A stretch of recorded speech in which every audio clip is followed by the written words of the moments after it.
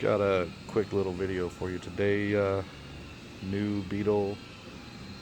This one here is a 2013, but should relate to anything with the 2.5 Jetta or Beetle alternator replacement. Seen a few things online. Actually had a friend of mine tell me he took the intake manifold off to do his. Thought that's pretty funny.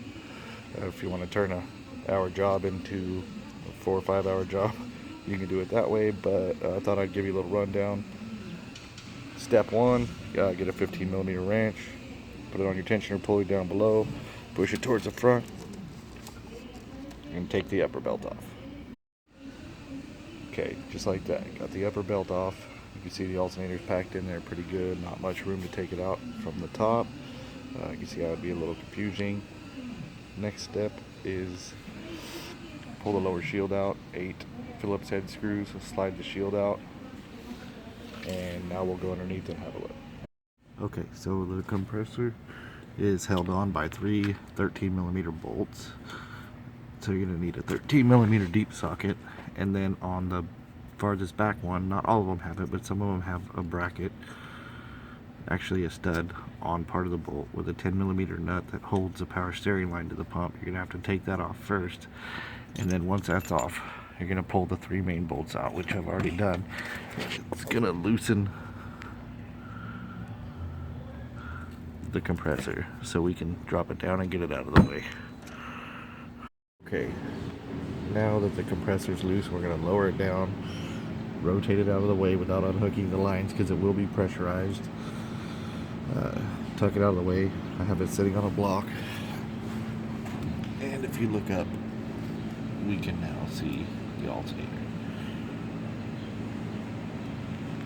Next step we're going to do is we're going to remove the bolts, take the idler pulley, and take it off. There is a special socket you'll need for this. At the end of the video I'll show you and let you know which one you're going to need and where you can get it. Alright, there's the alternator. Plenty of room to get it out. Might be a little hard to see, but there's 2 bolts that hold it in. I've already loosened one down below, and then there's one directly above it that you're going to get to from up top. Quick little view back up top here of the second alternator bolt. I've already loosened it. Once again, 13mm. What size you're going to need right above your upper tensioner. Pull it out. We're ready to go back underneath and take out the alternator. Okay, now that it's all unbolted, you're going to grab a pry bar and pry the alternator off the bracket. Take your time. No need to get all gung-ho. It's probably going to be on there pretty tight.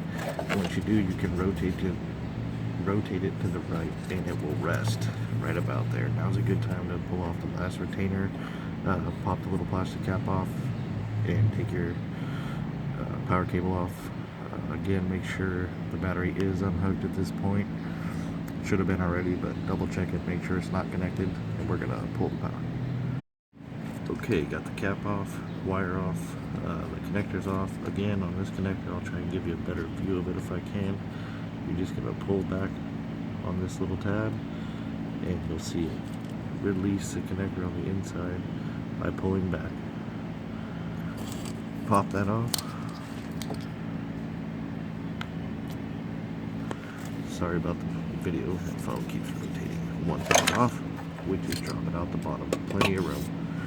All we got to do now is match it up, make sure the new one's the same, and put it back together.